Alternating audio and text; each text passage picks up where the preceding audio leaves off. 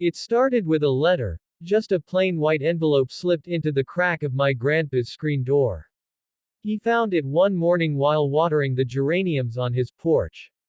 At first glance, it looked official, with a seal that said, Neighborhood Homeowners Association, and some fine print stamped across the top. Grandpa didn't think much of it. He'd lived in that house for 42 years and had never heard a word about an HOA. But he figured times changed, and maybe the neighborhood had reorganized. The letter was stiff and formal, claiming that his lawn was out of compliance with community regulations, and that he owed a $250 fine. He laughed at it, tossed it on the kitchen table, and went about his day. But that was just the beginning.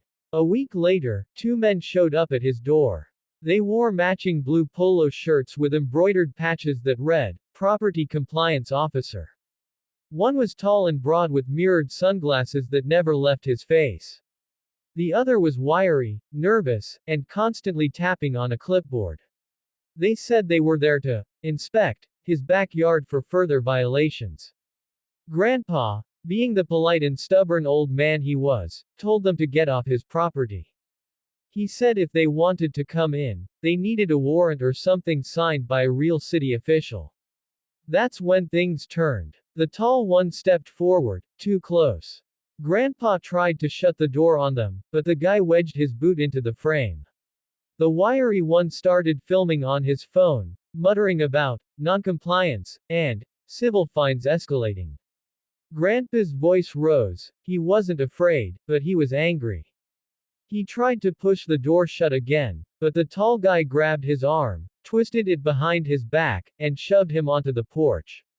Grandpa fell. He's tough as leather and just as worn, but 78-year-old bones aren't made to hit concrete. The snap was loud. Too loud. His right arm was broken clean at the elbow. The fake officers didn't stick around. They bolted, ran back to their black SUV and tore down the street like they hadn't just assaulted a senior citizen in broad daylight. When I got the call from my mom, I dropped everything. Grandpa was in the ER with a cast from his bicep to his wrist, doped up on pain meds and furious. I saw the bruises, purple splotches on his shoulder and ribs, and my stomach turned. The cops had been called, but they said there wasn't much they could do unless we could prove the men weren't legitimate. Turns out, there was no registered HOA in the area. The cops suspected it was a scam, someone trying to extort money from elderly homeowners under the guise of neighborhood enforcement. What they didn't count on was the family. Now, let me tell you about my cousins. My mom's side of the family is a mix of churchgoers and hellraisers, and the latter half rides with a motorcycle club called the Red Vultures. Not a gang, not exactly, but close enough to make people nervous. My cousin RJ is the de facto leader of the local chapter. 6'4", arms like telephone poles, and a beard that looks like it survived several bar fights. When he heard what happened to Grandpa, he didn't say much. Just, where do they live? Of course, we didn't know yet. But that didn't stop RJ. He and the crew, Dirty Mike, Goose, Spider, and Little Rick, who is ironically 6'8", rolled into the neighborhood on their bikes the next morning. They made it loud, on purpose, engines snarling and backfiring, leather and denim cutting through the quiet suburban calm like a blade. They started knocking on doors, showing photos of Grandpa's bruised face and asking if anyone had seen the fake HOA guys. Most neighbors didn't know anything, or were too scared to talk. But then they got lucky. A teenager across the street had filmed the whole encounter on his phone. He'd uploaded it to TikTok with the caption, "Old man fights off HOA tyrants, tears of joy." The video had already gotten thousands of views. RJ got the video, and with it, the plate number of the SUV. The biker crew ran it through some contacts and tracked it to a rental agency 2 towns over. The next day, RJ and company rolled into that town like a storm cloud with chrome exhaust pipes. The SUV had been rented using fake ID, but the agency had security footage, thankfully, high quality. RJ took screenshots and passed them to a buddy who used to work in bail enforcement. Within hours, they had names. Not real HOA officers. Just a couple of petty criminals running a grift targeting elderly folks in quiet neighborhoods. The crew didn't call the cops. Not yet. RJ believed in justice, sure. But he also believed in retribution. And nothing says retribution like a biker gang showing up unannounced.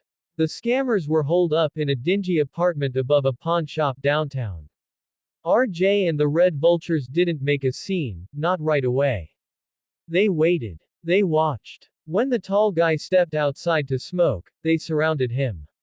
No punches thrown, just presence. Intimidation. Goose leaned close and whispered something that made the guy's cigarette drop from his mouth.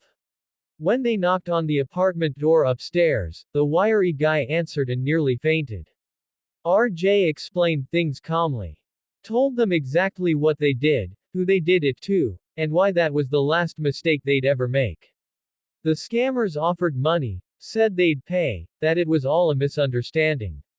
RJ told them it wasn't about the money. He made them film an apology. On camera. In full detail. They confessed everything, how they faked the wall letters, wore uniforms bought online, and targeted houses where the owners lived alone. RJ made sure they mentioned Grandpa by name. Then he handed the footage to the police. Of course, the cops arrested them within 48 hours. Charges included elder abuse, impersonating officials, and assault. But that wasn't the end of it. RJ came back to Grandpa's house a few days later with the whole crew. They fixed the porch, planted fresh flowers in the garden, and gave the place a fresh coat of paint. Spider even built him a new rocking chair. Grandpa sat in it, cast and all, and grinned like a kid at Christmas. And when the story hit the news, when people saw the footage of the scammers, the apology, and the Red Vultures standing like avenging angels behind my grandpa's recliner, nobody talked about, just bikers, again. They were family. And you don't mess with family. The next morning, the sun barely kissed the rooftops when the growl of motorcycles rolled through the sleepy neighborhood like a storm front. Chrome glinted and leather creaked as a dozen bikes, led by my cousin Ray and his crew, pulled up in front of the same community entrance where the fake HOA goons had cornered Grandpa the day before. Word had already gotten around. My grandfather's broken arm wasn't just another accident. The HOA officers who confronted him hadn't been real officials, just bullies in polos with clipboards and bad attitudes. They claimed he violated some imaginary landscaping rule, but all they did was push him down when he wouldn't back off his own property. That was all it took to set Ray off. Ray wasn't just a biker, he was family. Blood loyal. His crew, the Bone Rats, weren't your average rough around the edges guys, either. Sure, they looked the part. Tattoos, weathered denim, scars with stories behind them. But these were men and women who grew up learning that no one messed with kin. And they took that lesson seriously. As the neighborhood began to stir, curtains twitching, doors cracking open slightly, the Bone Rats set up shop. Ray popped the kickstand off his Harley, removed his sunglasses, and stared down the faux HOA booth that had reappeared at the entrance. Three of the same guys from yesterday stood behind a folding table, this time a fourth, probably trying to look more official, held a clipboard and wore a lanyard with some printed badge hanging off it. You the ones who touched my grandfather. Ray's voice was calm, but sharp as a knife's edge. The man with the badge took a step forward. Sir, this is a private. Ray didn't let him finish. Nah. You don't get to talk policy after snapping a 79-year-old man's arm. You're not with the HOA. This whole setup is a scam. You got 5 seconds to explain yourself before things get educational. The crew spread out. A couple of them leaned casually against the table. One took photos of the bogus signage. Another popped open a lawn chair and sat like it was a picnic. Ray stood still. The man with the badge swallowed hard. One of the others, a guy with slicked back hair and a too-tight polo, looked like he might try something. But even he hesitated when he saw one of Ray's crew pull out a drone, launch it into the air, and begin filming everything from above. Listen, badge guy finally said, we were hired to enforce some property standards. We're subcontractors, that's all. Ray tilted his head. Hired by who? No answer. Just stammering. You know what I think. Ray continued. I think you're just con men. You figured this neighborhood was quiet, full of retirees, and easy to intimidate. You thought no one would push back. But you pushed the wrong man. He reached into his back pocket and pulled out a folded paper. It was the county's official HOA registry. He'd already checked. No registered HOA here. No board. No charter. Just a group of imposters trying to collect fake fines and muscle around the elderly. Badge guy looked pale. We didn't mean to. Yeah, you did. Ray stepped closer. But now you're going to make it right. What happened next didn't involve fists or broken bones. Ray was smart. Vengeance, real vengeance, meant consequences that lasted longer than a bruise. The bone rats had brought more than muscle, they brought proof, strategy, and surveillance.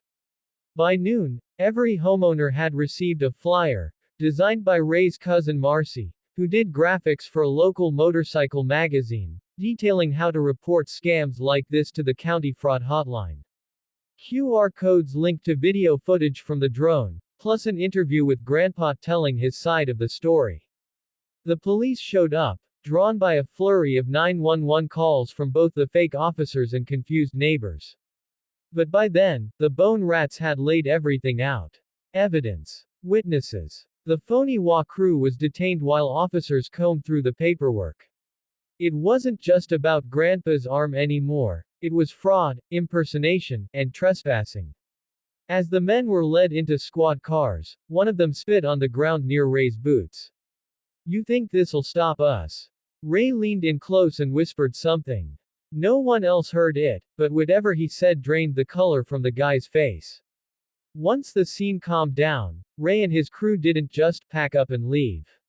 They went door to door with Grandpa, helping neighbors secure real documentation on property rights and municipal rules. They helped some elderly residents install security cameras. They even offered to escort folks to town hall meetings so they could speak out against future scams. Grandpa, cast and all, looked 10 years younger by sunset. He stood taller, laughed harder, and for the first time in months, seemed at peace. I may have busted a bone, he joked, but you boys broke the whole damn con. That night, the bone rats stayed for a barbecue in Grandpa's backyard. Smoke from the grill mingled with the scent of fresh-cut grass. Laughter rippled under strings of patio lights. Ray sat next to Grandpa, both of them sipping lemonade like nothing had ever happened. But something had. The neighborhood was different now. Awake. No one would fall for another phony enforcer. Not with the flyers pinned to the community board. Not with Ray's crew on speed dial. Not with Grandpa now a bit of a legend. Before leaving, Ray crouched beside his grandfather's lawn, planted a small sign that said, "This property protected by family." No badge, no board, no bureaucracy. Just a reminder. And nobody came back after that.